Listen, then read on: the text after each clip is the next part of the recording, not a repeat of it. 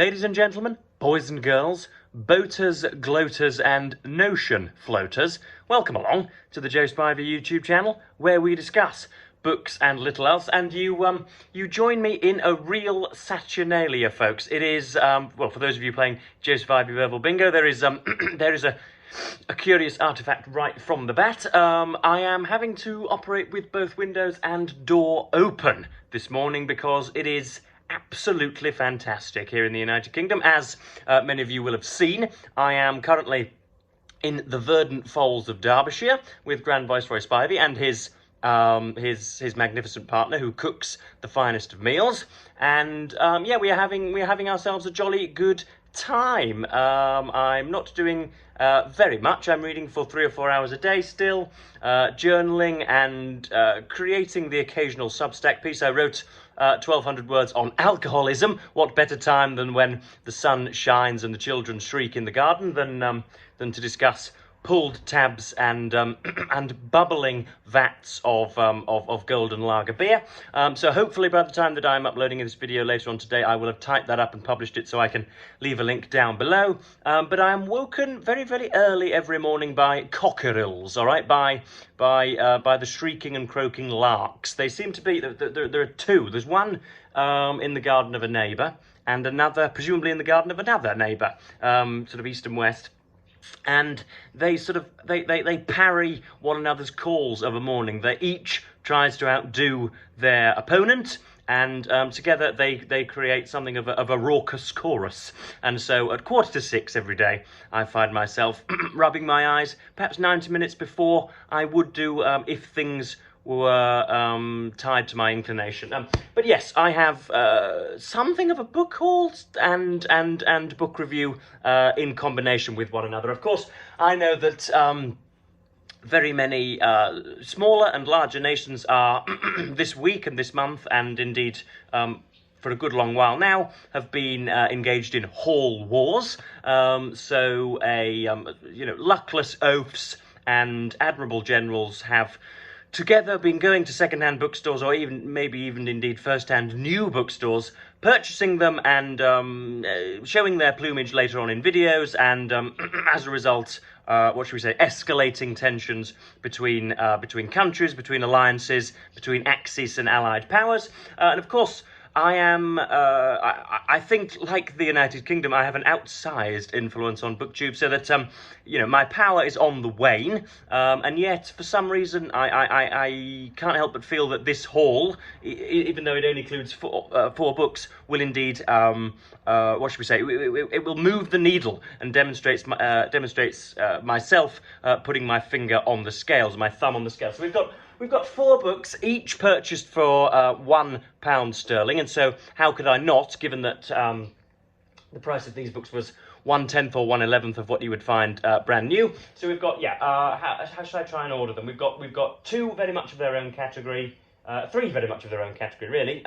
So I needn't taxonomize on such a morning, and I can just get straight on with them. So we have, first of all, we have a Sunday Times bestseller. This is a thin work of political non-fiction. This is David Goodhart, The Road to Somewhere, The New Tribes Shaping British Politics. And you'll also see that I've got myself a DiCaprio-esque Casio, and so all I need to do now is snorkel illicit pharmacology from ladies' bosoms and own some sort of coastal yacht, and I will very much be the wolf of a certain Wall Street. But yeah, this is The Road to Somewhere by David Goodhart. Never heard of this gentleman, but of course these I believe Penguin Modern Classics or Penguin Histories. What are they? What's the particular imprint? I've had a few books from these guys. It's obviously an imprint of Penguin Random House. Okay, in the the fine stately orange. And there is Mr. Goodhart on the back there, smirking behind brickwork. And yeah, I don't really know what to make of Mr. Goodhart's thesis yet, of course, because I've I've yet to embark upon it. But this was written in 2017, undeniably and indisputably in response to the Brexit referendum of 2016, of June 2016, where demagogic populism and, shall we say, widespread incompetence and mendacity were at their finest, at their highest, and at their loudest and most persuasive in British politics, and obviously voiced most famously by Michael Gove, David Davis, Boris Johnson, and Nigel Farage, and Dominic Cummings even on the Leave side. And I think here Goodhart is trying to, the new tribes shaping British politics, he's trying to look at a post-Brexit world. Of course, that will date the book, because as very many Remainers were fond of pointing out at the time, all of these charlatans and all of these mindless brigands were in fact not pushing Great Britain forward into the past. They were not opening us up to pastures new with their magnificent policies. They were, I don't really know what they were doing. They were aligning themselves for future moves, I think it was, by being in a rowdy Brexiting minority, and yet with xenophobia and clever electoral tactics, they managed to win the damn vote. And yes, British politics has changed ever since, because almost instantly, or at least maybe 2 or 3 years after that vote, it became obvious from the sort of most effeminate Remainer to the most masculine Brexiteer that Great Britain and the electorate's infinite wisdom had in fact taken a wrong turn, and if at all possible, it would be better if we could enforce closer alignment and sing for our supper in the European court. And of course, this links very well with what Keir Starmer has just announced, an increased stringency on migration into these British Isles. And so, yeah, I'm looking forward to seeing what Goodhart has to say about the new tribes shaping British politics. I think tribes being the apposite noun there, because there is unswerving loyalty from some and unswerving animus from others. Next up, we have something which is very, very popular on BookTube and popular amongst non-reading readers. So when obviously we've got to acknowledge here on BookTube that we are in the chuntering minority, and it is not the want or whim of 98% of the population to read 2 or 3 books a week, to spend 4 or 5 hours per day, sort of lounging on the Davenport, and quite often the only contact people have with books is on holiday and essentially on decent Sunday afternoons. And this is a book recommended by those people, those I don't wish to be snobbish, but those bibliophobes who have either yet to contact reading or have yet to see its fruits. But this is The Secret History by Donna Tartt. This is, of course, this spawned an entire literary genre, that of dark academia, I think it must be said.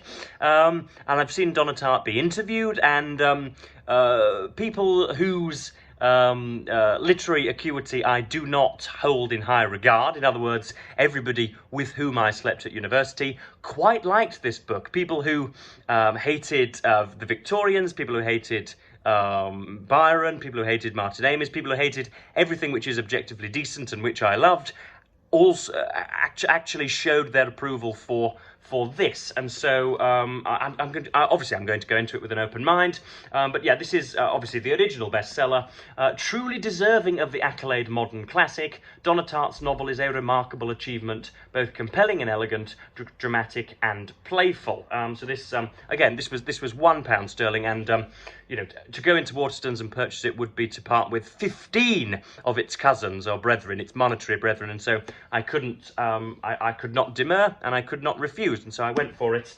Where am I putting those? Next up we have this is a very, very, very heavy book. I don't really know why, because it's only 500 or 600 pages. I should imagine it's made from stern stuff. We have Shelley's poetical works there, with I think what must be regarded as the poorest visual depiction of Shelley, the poorest drawing of him ever released. This is a cover illustration of Shelley composing by Prometheus Unbound in the baths of Caracalla by Joseph Severns.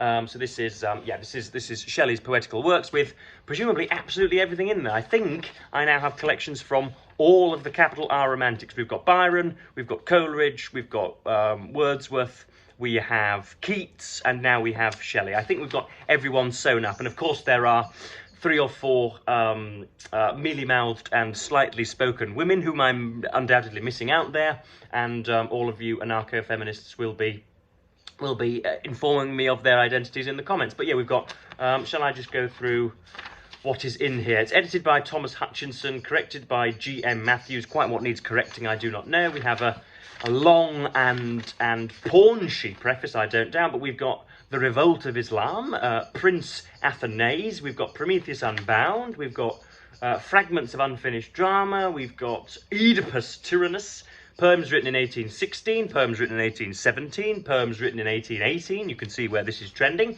poems written in 1821, oh goodness me, okay, The Waning Moon, we've got all sorts of stuff in here, and I will pick and choose with Shelley, because I know only of Shelley through Byron. He was the sort of the Panglossian accompaniment or accompagnier, he was the one rowing the boat, he was the one pouring the coffee, he was the one swishing the curtains whilst the 6th Baron Byron of Newstead was having, shall we say, having his hands full both at home and abroad, and was writing exquisite Percy, exquisite lines, whilst Shelley fanned him with a palm tree. And of course, Shelley was much more than that, and I don't doubt that there will be, genius of its own displayed in here, but I will pick and pass through this and hopefully present some poetry to you in the near future. So that's Shelley's poetical works. As I say, a very, very heavy thing. This will exercise the biceps. And then the last of the haul is, I'm hurting my feet here because I'm in an inauspicious position. I'm crouched like a dwarf in a golden cave.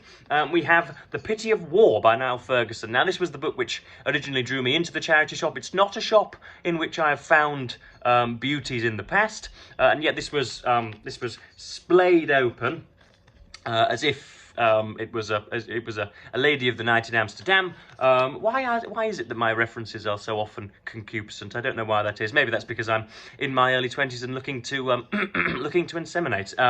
But yeah, we have this was straddling the windowsill outside of a charity shop here, and it's The Pity of War by Niall Ferguson. Now, this doesn't, I think, cover much of the First World War's origins, but it does cover the First World War in its mass, collective, and indeed individual million-strong tragedy. And yeah, I've only ever so far read bits of Ferguson's articles and entries, and I've read also his book The Ascent of Money. So and found it to be dull and what should we say? It was something for the for a minority of individuals, something for the monetarists, something for the financially bibulous or whatever, something for people who love to know about money's history. And I wasn't one of those. But we have The Pity of War. Do we have anything of an introduction to it? That's a this was a receipt that I found in the front. Obviously, its inscription is faded, but it tells me that this is a receipt for an overseas import from Iceland to Tenerife. It was what was it now? Yes, 1 box of Yorkshire tea bags, for which the punter paid €5, I think it was. Quite when this was from, I do not know, but yeah, I'm looking forward to getting into some of this. Niall Ferguson is at, I don't know whether he's at the centre of a debate at the moment, but Tucker Carlson, whenever he, the effusive American right-wing pundit, I think would be a rather gracious and noble term to give him, but we'll go with it, a sort of effusive right-wing pundit in America hosts anti-Churchillians, people who suppose that Adolf Hitler was only maybe sort of 1 iota more evil than Winston Churchill, who was only 1 iota more evil than Joseph Stalin. People who draw a soppy equivalence between the the 3 figureheads of the First World War and the Yalta Conference that followed. Niall Ferguson is, of course, offering a traditional, historically literate rebuttal to all of that rubbish at the moment, and so yeah, he is somewhat at the centre of things, and yeah, I want to meet him at his best, because this is the book for which he is most commonly remembered. Now, I was going to do a complete review of Trollope's biography by Victoria Glendinning, but I'm probably going to save that for tomorrow now, because A, we've gone on for 15 minutes, B, I am pathetically hot, and so do not want to labour for much longer, and C, because it's so gorgeous outside that I need to soak up the rays rather than chuntering to you virgins on the internet. So yeah, I will be. I've just finished Victoria Glendinning's book, and I'll get back to you on that. And I will soon be starting Jessie Ellen's The Lady Upstairs. I'll be reviewing this for Open Letters, and yeah, I'll be typing up my Substack article this afternoon, hoping to publish it. And indeed, I shall also tempt you with the offering of a longer video, a vlog indeed, that I'm recording piecemeal throughout this week. But yeah. I've stolen 15 minutes, and I am just about to sign off. So yes, let me know whether any of you have read any of the 4 books that I have plattered up for you this morning, and let me know which you would prefer me to read, because I haven't much of an inclination towards either of them. But yes, I will, as per usual, thank you ever so much for watching BookTube, and bid you the fondest of earthly farewells.